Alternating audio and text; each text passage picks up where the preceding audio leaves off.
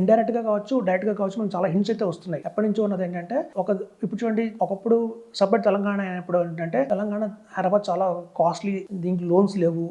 ఇప్పుడు ఏంటంటే తెలంగాణ చాలా లోన్లలో ఉంది, అప్పుల్లో ఉంది. సో ఎప్పుడు చూడండి, హైదరాబాద్ కనుక సపరేట్ అయితే అప్పులన్నీ పోతాయి, తెలంగాణకు సంబంధం లేదు అప్పులన్నీ. సో అప్పులు రహితమైన తెలంగాణ వస్తుంది. కాబట్టి ఏంటంటే ఆర్ఆర్ఆర్ అంటే రీజనల్ రింగ్ రోడ్ కూడా వేస్తున్నారు. ఈ రీజనల్ రింగ్ రోడ్ వల్ల ఏంటంటే తెలంగాణలో ఉన్న ప్రతి ఒక్క డిస్ట్రిక్ట్ కూడా హైదరాబాద్ కనెక్టివిటీ ఈజీగా వస్తుంది.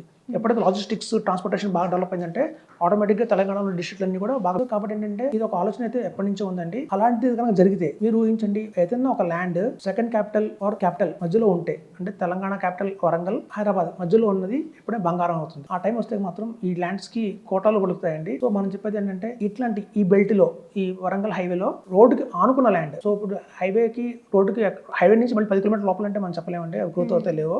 ఏవైతే ల్యాండ్స్ ఆనుకుని ఉంటాయో హైవేకి, అవి మనం గోల్డ్ కింద చెప్పొచ్చు.